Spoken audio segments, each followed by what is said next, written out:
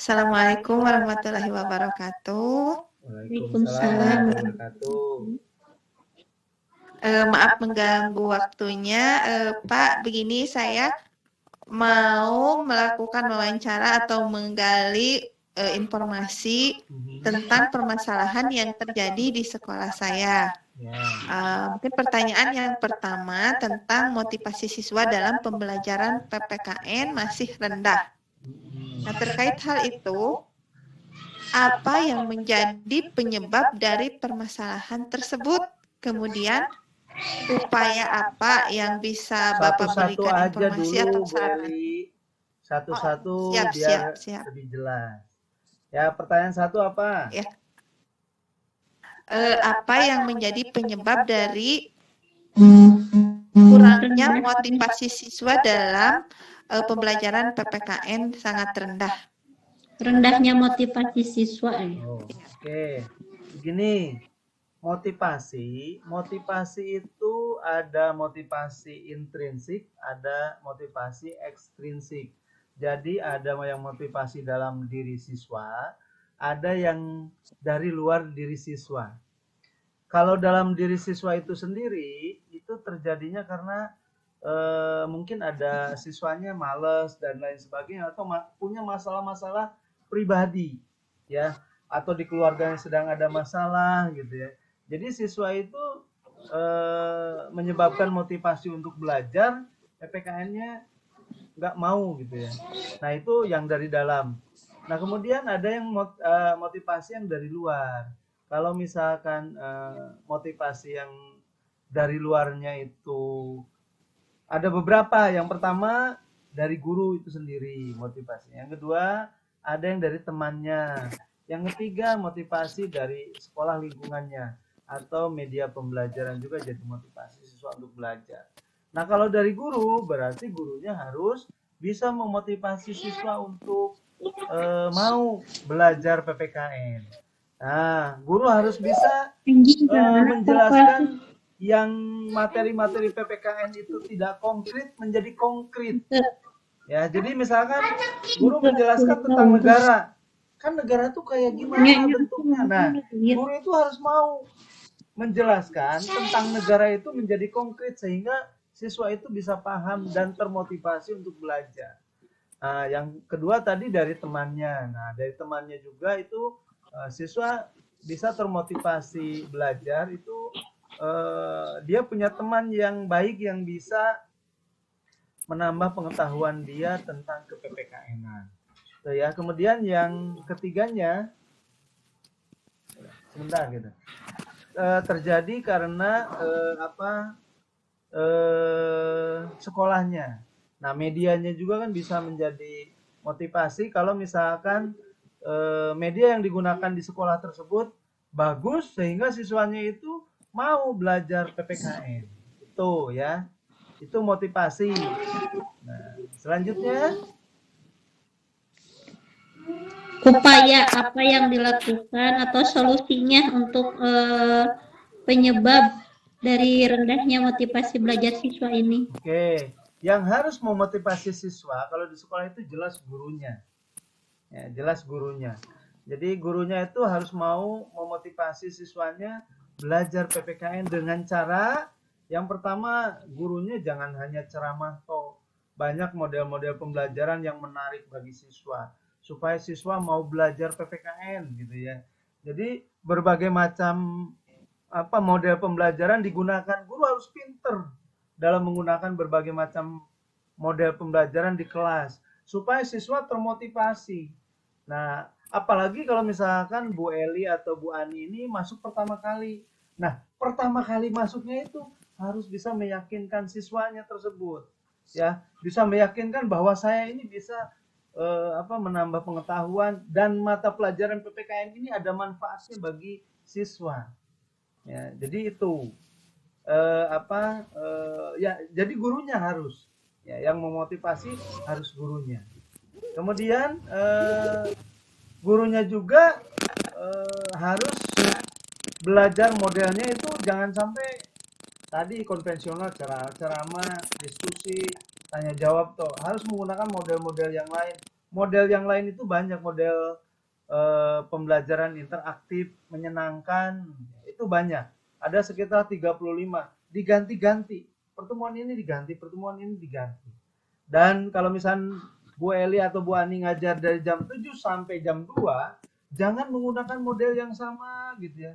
Kalau misalnya lihat situasi, oh siswanya ini udah siang, belum makan, belum ini, terus udah mau pulang, oh berarti modelnya harus diganti.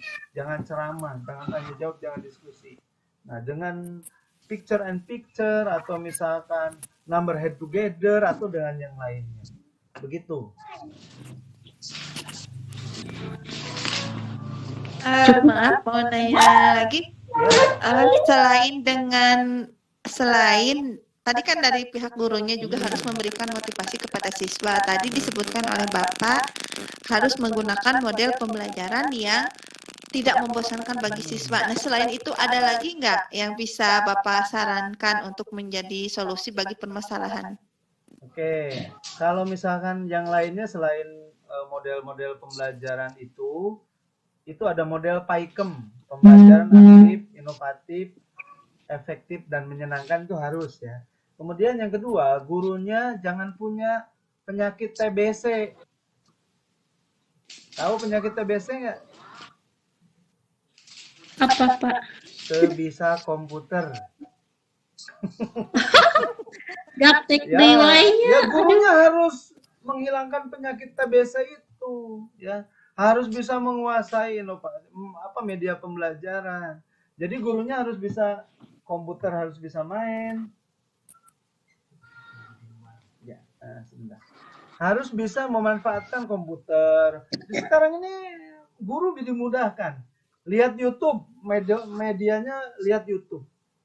Kemudian tayangkan video yang bisa menarik siswa belajar gitu ya. Dengan misalkan ada video yang pendek 3 menit atau 5 menit gitu ya, yang bisa menggugah hati siswa. Ya, itu nanti saya kirimkan video-videonya yang menarik, kemudian siswanya kalau lihat itu sampai ada yang nangis-nangis gitu. Setelah nangis-nangis gampang kita masuki supaya motivasinya meningkat. Itu ya. Jadi hilangkan penyakit TBC. Ya, terima kasih Pak dosen atas pencerahannya. Ya. Terus Mungkin lanjut ke yang persoalan. Kebetulan ini hampir sama Pak permasalahan yang dihadapinya. ya. Jadi berbagi aja sama Bu Eli. Yang kedua permasalahannya itu adalah rendahnya minat literasi baca peserta didik. Jadi sama kendala apa yang dihadapi peserta didik atau faktor penyebab dari rendahnya minat baca peserta didik itu apa? Oke, kalau mengenai rendahnya literasi peserta didik ya, itu sudah umum lah ya. Jangankan siswanya, gurunya sering baca buku apa ya? Nah, gurunya sering baca buku apa? Selain guru buku paket, baca buku apa lagi?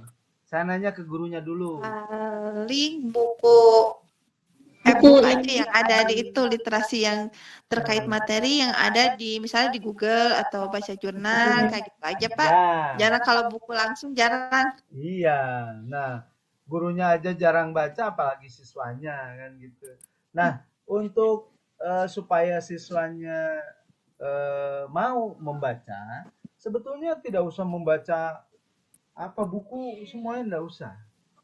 Ya, karena literasi itu pun tidak hanya baca buku, melihat video gitu ya. Saya itu kalau pembelajaran dengan mahasiswa atau dengan siswa di Bandung ketika jadi guru, itu enaknya menayangkan videonya yang menarik tentang materinya gitu ya.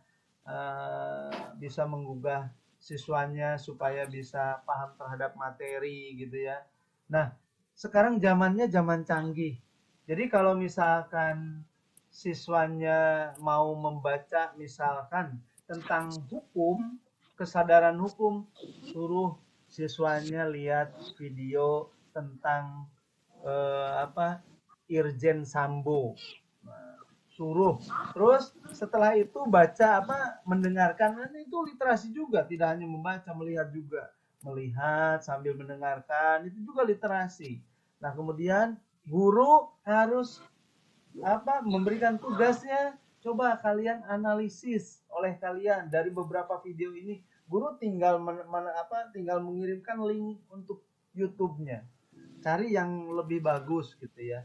Kirimkan. Nih tugasnya. Kalian untuk membaca, kalian untuk melihat, kalian untuk menganalisis video ini. Nah, itu lebih enak. Jadi nanti ketika pertemuan berikutnya, siswa itu sudah, ayo Ani, jelaskan tentang video ini. Wah, kan itu guru nggak usah menjelaskan dari awal sampai akhir. Hukum itu ini nggak usah.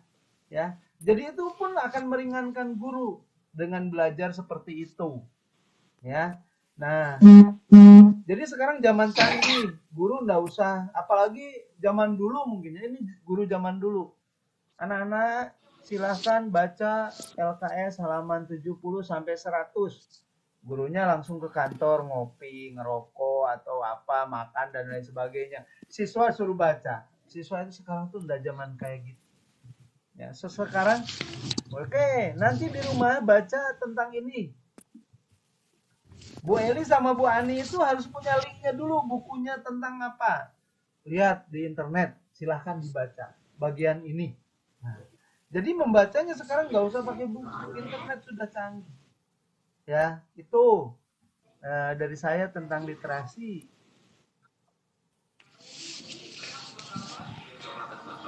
Kemudian ini tentang upaya yang bisa Bapak berikan, misalnya agar siswa siswa tertarik untuk melakukan literasi, khususnya membaca. Ya tadi. Upaya apa saja? Nah, upayanya tadi, guru harus memberikan tugas-tugas yang memang tugas itu tentang materi-materi yang ada di kehidupan nyata. Ya. Jadi jangan sampai memberikan tugas, coba anak-anak baca buku tentang negara, gitu aja enggak menarik bagi siswa. Ya. Kayak kalau misalkan anak-anak kemarin tanggal 17 Agustus itu ada peringatan hari kemerdekaan ya.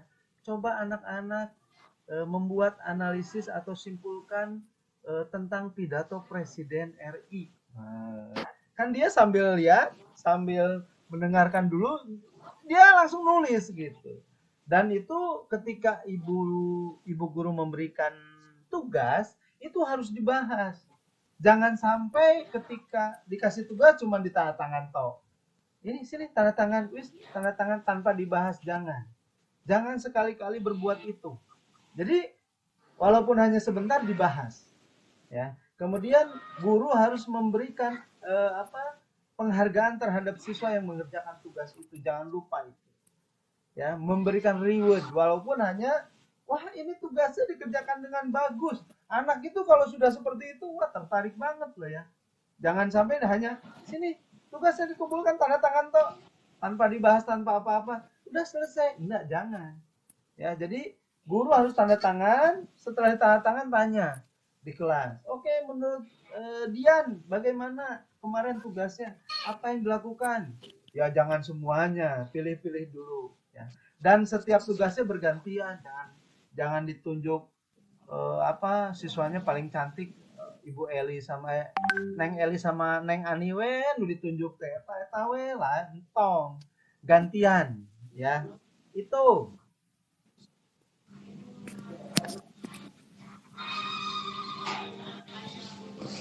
Detek, masuk ke persoalan yang ketiga ya? Iya, yang ketiga. Yang ketiga itu mengenai asesmen,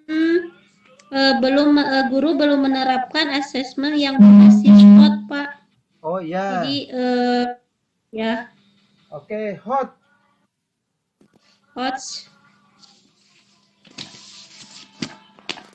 Oke, sekedar ya. Ya, enggak.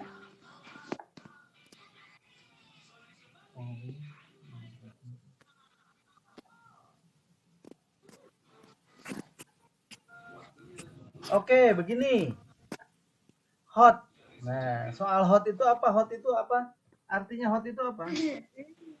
Higher overthinking. High of order thinking skill. Overthinking skill. skill. Oke.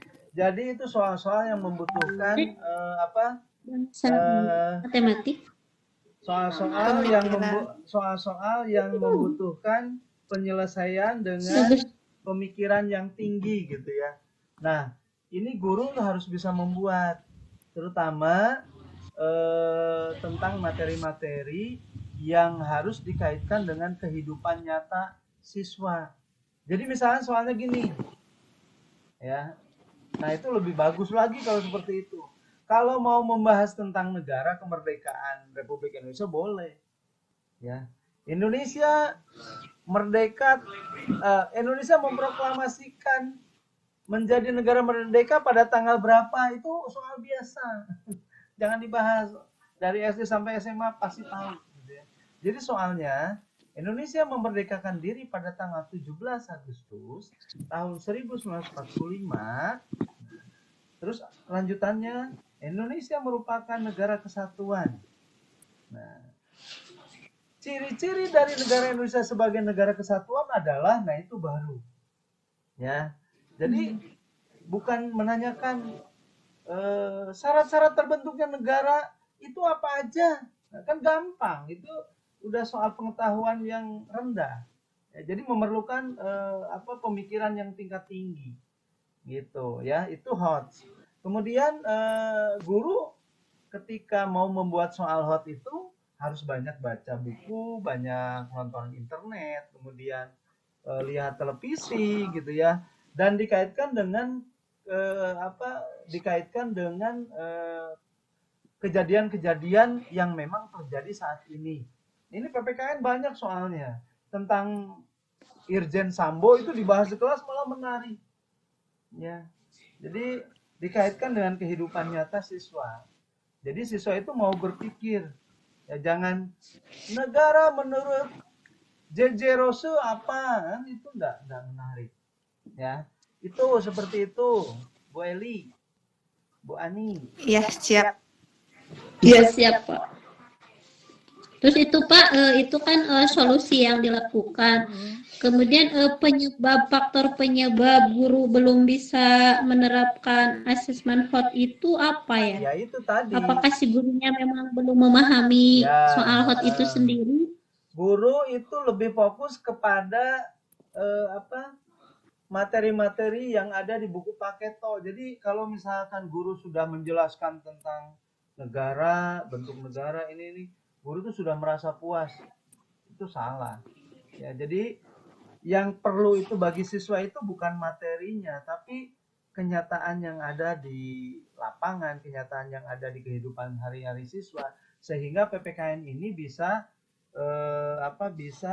siswanya itu bisa menyelesaikan masalah-masalah yang terjadi pada dirinya, pada keluarganya, masyarakat, bahkan kalau bisa bangsa dan negara. Itu. Ya. Iya. Iya, terima kasih Pak. Yang satu lagi mungkin. Pertanyaan yang terakhir mungkin ini tentang kurangnya kemampuan guru dalam pengembangan pembelajaran inovatif yang berbasis IT. Kira-kira penyebabnya seperti apa? Masih berhubungan dengan, ada kaitannya dengan pertanyaan yang pertama ya Pak? Ya, kalau tidak bisa IT berarti gurunya jangan punya penyakit TBC, bisa komputer, jangan. Ya, jadi harus dilahap, bikin PPT harus yang menarik gitu ya, jangan PPT koran, materinya lihat di Google, terus di copy, terus di paste, tempelkan di PPT, tempelkan di PowerPoint, dari awal sampai akhir itu cuma tulisan toh gitu. Siswanya jenuh lah, kok ini tulisan PPT kok kayak koran gitu. Nah itu, jadi dihilangkan. Guru harus mau berinovasi, ya. Jadi kalau saya di kuliah saya gitu ya, itu mahasiswa itu ditugaskan untuk membuat media pembelajaran.